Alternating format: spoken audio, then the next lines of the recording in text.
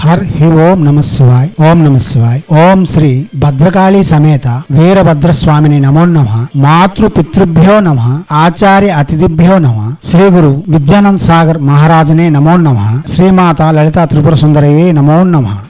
శివశక్తి స్వరూపులారా, మనం భైరవ ఉపాసన క్రమం చెప్పుకుంటున్నాం. కాలభైరవ ఉపాసనలో 3వ మంత్రం అతి శక్తివంతమైన శత్రు విచ్ఛేదక మరియు శత్రు సంహారక శక్తి సంపన్న మహామంత్రం. ఈ మంత్రం జపం చేయడం వలన ఎటువంటి శత్రువు అయినా సరే నిర్జించబడతాడు, నివారణ చేయబడతాడు. కాగా భూత భయము, గాలి భయము లేక చేతబడుల యొక్క భయము, ఎటువంటి భయములు మనకు ఏమీ చేయజాలవు. ఇటువంటి భయముల నుండి రక్షణ పొందేందుకు కాగా కొందరికి వ్యాధులు వస్తుంటాయి. ఎన్ని ఊర్లు ఎన్ని ఆసుపత్రులు తిప్పినా అవి నయం కాకుండా ఉంటాయి. అది దిష్టి దోషం కావచ్చు, లేక గాలి దోషం కావచ్చు, చేతబడి లేక ఇతర ఏదైనా ప్రయోగం కావచ్చు. ఏదో తెలియని బాధపడుతున్నప్పుడు ఇటువంటి మంత్రము చేసి వాటి నుండి సునాయాసంగా బయటపడవచ్చు. కాగా మీపై ప్రయోగం చేయ వారికి తిరిగి దెబ్బ కూడా కొట్టవచ్చు. అటువంటి శక్తివంతమైన మంత్రం ఇది. శత్రు విచ్ఛేదన లేక శత్రు సంహారక మంత్రం అని చెప్పుకోవాలి. చాలా శక్తివంతమైన మంత్రం. ఇటువంటి మంత్రములు చేయాలనేటప్పుడు మనం భైరవ ఉపాసన గురించి చెప్పిన భైరవ సాధన అనే ప్లేలిస్ట్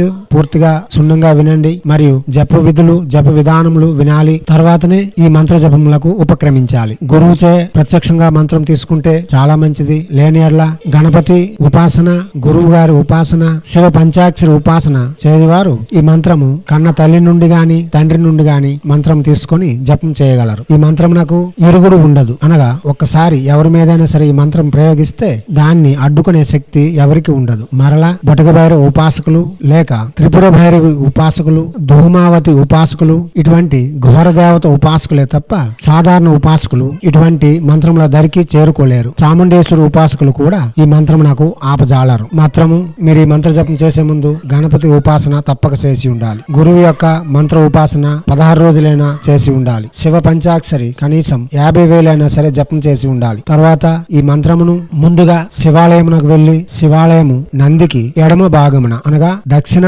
వైపుకు కూర్చొని ఉత్తర వైపు ముఖంగా కూర్చొని 108 సార్లు మంత్ర జపము చేసి తరువాత నంది చెవిలో మేము ఈ మంత్రము జపం చేస్తున్నాం, మాకు ఎటువంటి ఇబ్బందులు అఘాతములు కలగకుండా మాకు సహకరించు అని నంది యొక్క ఎడమ చెవిలో నందిని ప్రార్థించి తర్వాత శివాలయంలోకి వెళ్లి శివుని దర్శించి కొంచెం నీలైనా సరే అభిషేకం చేసి అక్కడ నుండి తీర్థ పానీయములు తీసుకుని ఓ బిల్వపత్రి విభూదిని ఇంటికి తీసుకుని వచ్చి అవి ఎదురుగా ఉంచుకొని మంత్ర జపం ప్రారంభించాలి. ముందుగా ఓం కాలభైరవాయ నమః అని మంత్రం చెప్పి ఉన్నాము. ఆ మంత్రముతో షోడశోపచార పూజలు చేసి మీరు యథావిధిగా ముందుగానే గృహ దేవతను, గ్రామ దేవతను పూజించి ఉంటారు. తర్వాత ఓ పసుపు ముద్ద పెట్టి గణపతిని షోడశోపచార పూజ చేసి ఆ పూజల విధులన్నీ ముగిసిన తర్వాత కాలభైరవునికి పటము ఉంచి చేస్తే మంచిది. కొంతమంది కాలభైరవుని యొక్క పటము ఇంట్లో ఉంచుటకు భయపడుతున్నారు. కాబట్టి శివాలయం నుండి తెచ్చిన బిల్వపత్రి విభూదిని మనం కాలభైరవ స్వరూపంగా ఎదురుగా ఉంచుకొని దానినే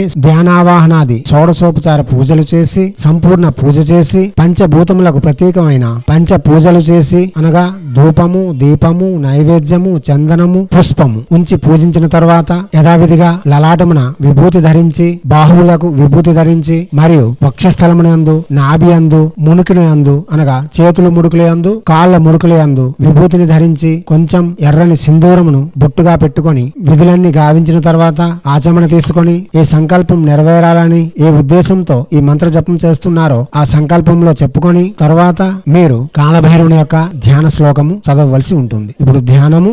హరి ఓం నమ శివాయ్. ఓం నమ శివాయ్. శ్రీ కాళభైరవాయ నమో నమః.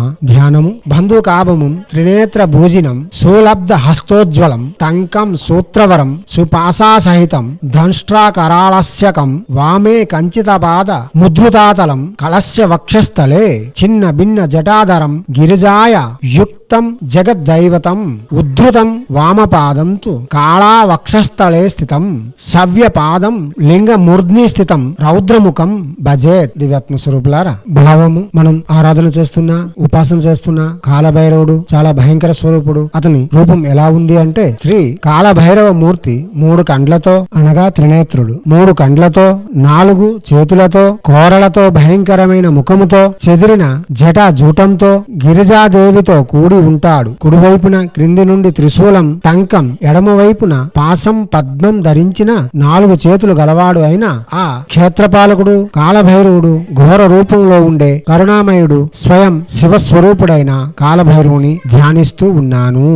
ధ్యాన శ్లోకం చెప్పిన తర్వాత వృషభ మహర్షి అనగా నందీశ్వరుని ధ్యానించి శివలింగమును ఎంతో కొంత అర్చన చేసి నందీశ్వరాయ నమః, భృంగేశ్వరాయ నమః, చండీశ్వరాయ నమః అని చెప్పుకొని అదే విధంగా 8 దిక్కులను పాలిస్తున్న అష్టదిక్పాలకులైన మన భైరవులను ధ్యానించి లేక అర్చనాది విధులు గావించి మీరు అష్టదిగ్బంధ పూజ చేస్తే చాలా మంచిది. లేనప్పుడు ఈ విధంగా అయినా చెప్పుకోవాలి. ఓం అష్టాంగ భైరవాయ నమః పూర్వే, ఓం రూరు భైరవాయ నమః ఆగ్నేయే, ఓం చండ భైరవాయ నమః దక్షిణే, ఓం క్రోధ భైరవాయ నమః నైరుతే, ఓం ఉన్మత్త భైరవాయ నమః పశ్చిమే, ఓం కపాల భైరవాయ నమః వాయువ్యే, ఓం భీషణ భైరవాయ నమః ఉత్తరే, ఓం సంహార భైరవాయ నమః ఈశాన్యే, ఓం క్షేత్రపాలాయ నమః క్షేత్రే, లేక ఓం కాలభైరవాయ నమః పీఠే.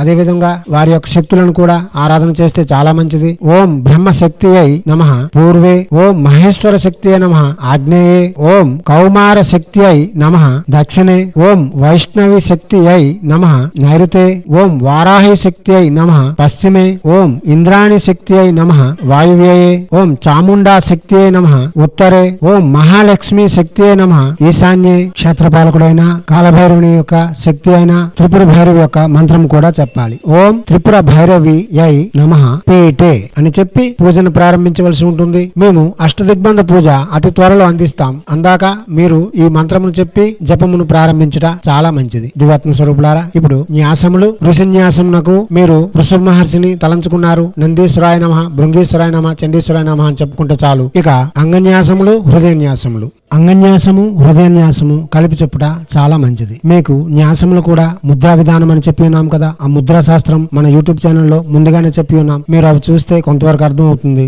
మీకు అతి త్వరలో ఏ ముద్ర ఏ న్యాసం నాకు చేయాలో విపులీకరంగా అందిస్తాను. న్యాసములు ఓం క్షం అంగుష్టాభ్యాం నమః హృదయాయ నమః, ఓం క్షిం తర్జనిభ్యాం స్వాహ శిరసే స్వాహ, ఓం క్షూం మధ్యమాభ్యాం వసట్ శిఖాయై వసట్, ఓం క్షైం అనామికాభ్యాం హుం కవచాయ హుం, ఓం క్షౌం కనిష్ఠికాభ్యాం వౌసట్ నేత్రాభ్యాం వౌసట్, ఓం క్షః కరతల కరపుష్టాభ్యాం అస్త్రాయ ఫట్. దివ్యాత్మ స్వరూపులారా, ఇలా న్యాసములు చేసిన తర్వాత మీరు మాలను తీసుకోవాలి. ప్రతిరోజు మాలను శుద్ధి చేయవలసిన అవసరం ఉండదు. మీరు రుద్రాక్ష, స్ఫటికము లేక రక్త చందనం మాలతో ఈ జపం చేయవచ్చు. ఒకవేళ ఘోరముగా వామాచార విధుల్లో చేయాలంటే శ్మశానమునందు రాత్రి వేళ చేయవలసి ఉంటుంది. రాత్రి 9 గంటల నుండి 3 గంటల వరకు చేయవలసి ఉంటుంది. నల్లని వస్త్రములతో చేయవలసి ఉంటుంది. గాని గురువు యొక్క ఆదేశం లేకుండా, గురువు యొక్క అనుగ్రహం లేకుండా మీరు అష్టదిగ్బంధన విద్యలు నేర్చుకుంటా, శక్తి ఉపాసనలో మీరు ప్రవీణులు కాకుండా ఇటువంటి సాధనలకు ఉపక్రమిస్తే మీరు సాధన ఎలాగో పూర్తి చేయలేరు. ఎందుకనగా శ్మశాన భైరవి మిమ్మలను ఈ విధులను పూర్తిగా నెరవేర్చనివ్వకుండా అడ్డుకుంటుంది. కాక మిమ్మల్ని సంహరించడంలో కూడా ఎటువంటి అతిశయోక్తి లేదు. కాబట్టి మీరు ఇంట్లో చేస్తున్నారు, ఎరుపు వస్త్రములు ధరించండి. ఎటువంటి పరిస్థితుల్లో కూడా పెద్ద సంతానమును మీ పూజా గదికి గాని మీరు పూజ చేస్తున్నంతసేపు దగ్గరకు రానివ్వకండి. పూజ అయిన తర్వాత మీరు కాళ్ళు చేతులు కడుక్కొని వాళ్ళను ఆశీర్వదిస్తే చాలా మంచిది. వారానికి ఒకసారైనా సరే ఇంటి మొత్తానికి దిష్టి తీస్తూ ఉండాలి. మీరు కూడా దిష్టి తీసుకుంటూ ఉండాలి. కాగా భార్యను ఎటువంటి పరిస్థితుల్లో కూడా పూజా సమయంలో తాకరాదు, అంటరాదు. గాని పూజకు మీ భార్య మీకు సహాయం చేయవచ్చు. పెద్ద సంతానం అంటే ఇక్కడ హైందవ సనాతన ధర్మం చాలా విచిత్రంగా చెబుతుంది. పెద్ద సంతానం అంటే ఏమిటి? నాకు ముందు కూతురు, తర్వాత కొడుకు, తర్వాత కొడుకు. నాకు 2 జ్యేష్ఠులు, 1 కనిష్ఠుడు. ఎలాగా? నాకు ప్రథమ సంతానం కూతురు కాబట్టి ఆవిడ జ్యేష్ఠ పుత్రిక. తర్వాత పుత్రుడు పుట్టాడు, ఆడు జ్యేష్ఠ కుమారుడు. తర్వాత పుట్టే కొడుకు కనిష్ఠ కుమారుడు. 1వ నెంబర్ లో పుట్టాడా, 2వ నెంబర్ లో పుట్టాడా కాదు. ముందు పాప పుట్టి తర్వాత బాబు పుడితే 2 జ్యేష్ఠులే, అక్కడ కనిష్ఠులు లేరు. ఒకవేళ ముందు బాబు పుట్టి తర్వాత పాప పుడితే ఆ పుత్రిక కనిష్ఠ పుత్రిక, ఆ పుత్రుడు జ్యేష్ఠ పుత్రుడు. ఒకవేళ మీకు ఒకే సంతానం ఉంటే అది స్త్రీ అయినా పురుషుడైనా, అనగా ఆడపిల్లైనా మగపిల్లైనా అది జ్యేష్ఠ సంతానమే. దీనిని మీరు బాగా గుర్తు పెట్టుకోవాలి. వాళ్ళను ఎటువంటి పరిస్థితుల్లో కూడా పూజా గదికి గాని పూజా సామాగ్రిని కూడా తాకనివ్వకూడదు. అది చాలా ప్రమాదకరం. దివ్యాత్మ స్వరూపులారా, ఇక మీకు మంత్రం చెప్తున్నాను. ఇది చాలా ఘోరమైన బీజాక్షర సంపుటిత మంత్రము, చాలా శక్తివంతమైన మంత్రము. క్షం బీజాక్షరముతో చేయబడిన మంత్రము, క్షం వర్ణమాలతో చేయబడిన మంత్రం. క్షం అన్నది నైరుతి బీజము, బరువైన బీజము, రాక్షస బీజము, సంహార బీజం. ఇది సంహార విద్యలకు ఉపయోగించే అతి ముఖ్య బీజం. ఎవరు కూడా పంచ బీజాక్షర బీజాక్షరములు మనం చెప్తున్నాం కదా, ఆ బీజాక్షరం యొక్క శబ్ద తరంగాలు లేక శబ్దఘోష లేక నాదోపాసన చేయకుండా ఈ మంత్రములు జపించటకు వీలుండదు. ఒకవేళ మీ గురువు గారు అంత శక్తివంతులైతే మీరు ప్రత్యక్షంగా చేయగలరు. లేనప్పుడు ఓం 10 సార్లు జపించవలసి ఉంటుంది. ప్రతిరోజు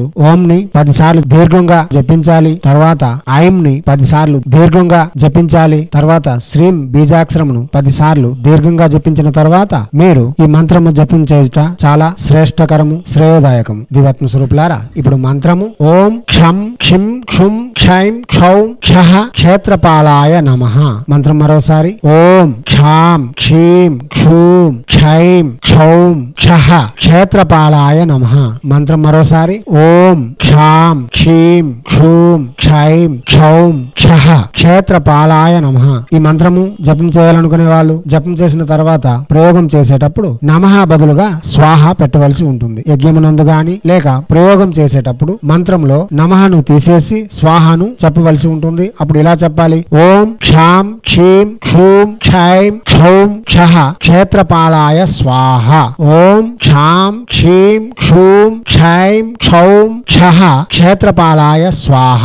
దివాత్మ స్వరూపులారా, ఈ మంత్రము పురస్కరణ విధానముతో దీక్షా కంకణబద్ధులై 41 రోజులోగా పూర్తి చేస్తే మంచిది. ఇంకా వేగంగా పుంజుకోవాలనుకున్న వాళ్ళు 21 రోజులోగా పూర్తి చేయగలిగితే చాలా సుస్పష్టమైన ఫలితములు ఇవ్వగలదు. ఈ మహత్తర శక్తివంతమైన మంత్రము కనీసం 1,40,000 జపం చేయవలసి ఉంటుంది. 1,40,000 జపం చేసిన తర్వాత మీరు ప్రయోగం చేయవలసి ఉంటుంది. 1,40,000 మంత్ర జపం పూర్తయిన తర్వాత పంచాంగ విధులు పూర్తి చేయాలి. అనగా 14,000 హోమం హోమాది విధులు గురువు సమక్షంలో లేక గురువు ఆజ్ఞపై లేక గురువు యొక్క ఆశీర్వాదంతో ఇంకా లేకపోతే గురువును తెలియజేసి మాత్రమే చేయాలి. తర్వాత 1400 తర్పణం, 140 మార్జనం, 14 మంది బ్రాహ్మణులకు పుష్టాన్న భోజనం. పంచాంగ విధులు పూర్తి చేసిన తర్వాత 21 రోజు సాధారణ జపం గాని ఈ జపం ప్రారంభించిన నుండి ముగిసేంత వరకు ఈశాన్య ముఖంగా కూర్చోవాలి లేక తూర్పు ముఖంగా కూర్చోవాలి లేకపోతే ఉత్తర ముఖంగానే కూర్చోవాలి. గాని అన్నిటికీ శ్రేయదాయకము ఈశాన్య ముఖం. ఈ మంత్ర విధులన్నీ పూర్తయిన తర్వాత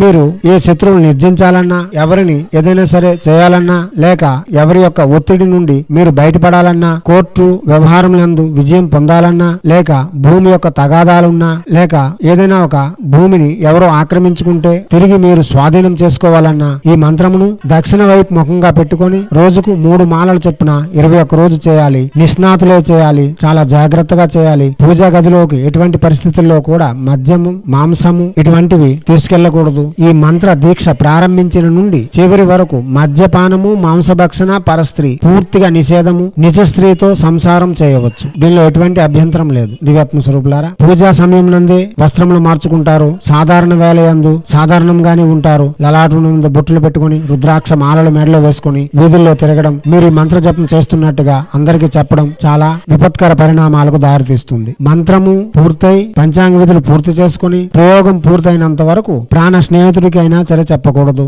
మీరు ఏ గురువుని గురువుగా భావిస్తున్నారో ఆ గురువుకి తెలియజేస్తూ వారి యొక్క సలహాలు పాటిస్తూ ఈ మంత్ర జపం చేయుట చాలా శ్రేయోదాయకం. దివాత్మ స్వరూపులారా, చేయండి. చేసి తగు ఫలితములు పొంది శత్రువులను నిర్జించి ఎటువంటి భయములు బాధలు లేకుండా సున్నితమైన సునాయాసమైన సుఖమయమైన శోభాయమానమైన జీవితమును గడుపుతారని ఆశిస్తున్నాను. దివాత్మ స్వరూపులారా, శత్రు సంహారము చేయకుండా శత్రు శేషం ఉంచుకొని మీరు ఇతర ప్రయోగములు ఏమి చేసినా మేము పదే పదే చెప్తున్నాం, అర్థం చేసుకుంటే చాలా మంచిది. శత్రు శేషం ఉంచుకొని ఏ జపం చేసినా అప్పటికి ఫలితం వచ్చినట్టు కనిపిస్తుంది. తర్వాత మీరు దేన్ని అందుకుంటున్నారో అది దూరం అవుతుంది. తర్వాత మీకు మిగిలేది దుఃఖమే. కాబట్టి మీరు శత్రువుపై అంత కోపం ఉన్నా లేకపోయినా ఎంతో కొంత శత్రు సంహారం కోసం ప్రయత్నమైనా చేయాలి. లేకుండా ఎటువంటి ప్రయోగములు యోగములు చేసినా మీకు భౌతికమైన సుఖములు ఇవ్వజాలవు. ముఖ్యంగా వివరించాలంటే బ్రహ్మచర్య, గృహస్థ, వానప్రస్థ, సన్యాసాశ్రమములు 4 ఉన్నాయి కదా. వర్ణాశ్రమ ధర్మాలు అంటున్నాం. దానిలో గృహస్థ ధర్మము రాజయోగము. రాజులు ఎప్పుడు కూడా పొలిమేరలో శత్రువులు ఉంటుండగా సింహాసనంపై కూర్చొని విందు వినోదాలు చేయలేరు. కవి సమ్మేళనాలు కూడా చేయలేరు. వినోద కార్యక్రమములు కూడా చేయలేరు. ముందు వాళ్ళు శత్రువును సంహరించి లేక శత్రువుతో ఏదైనా ఒక రాజీ చేసుకున్న తర్వాతే సింహాసనంపై కూర్చుంటారు, రాజ్యమును పాలిస్తారు. అదే గృహస్థ ధర్మం యొక్క ముఖ్య విధానం. కానీ మోక్షప్రదమైన సుఖములు ఇవ్వగలవు గాని భౌతిక ప్రగతి, జీవన ప్రగతి ఉండదు. కాబట్టి శత్రువులను ఎంతో కొంత నిర్జించడానికి ప్రయత్నించండి. శత్రు సంహారం కొరకు ప్రయత్నమైనా చేయండి. కాగా ఏ శక్తివంతమైన జపధ్యానాదులు చేయాలన్నా, దేవత దేవత ఉపాసన చేయాలన్నా, మీరు దేహ శుచి, దేహ సంరక్షణ, శత్రు సంహరణ లేక శత్రు యొక్క స్తంభన చేసిన తర్వాతే ప్రయోగములు చేయుట చాలా క్షేమదాయకం. తర్వాత మీరు ఉన్నతమైన బాటకు వెళ్లేందుకు నిర్మాణాలు చేసుకోండి. చేయండి, చేసి తగు ఫలితములు పొందాలని ఆశిస్తూ ఎప్పుడూ మీ సేవలో రత్నశ్రీ హిందూ సేవా సమాజ్ ఆచార్య భీమసింగి రవికుమార్.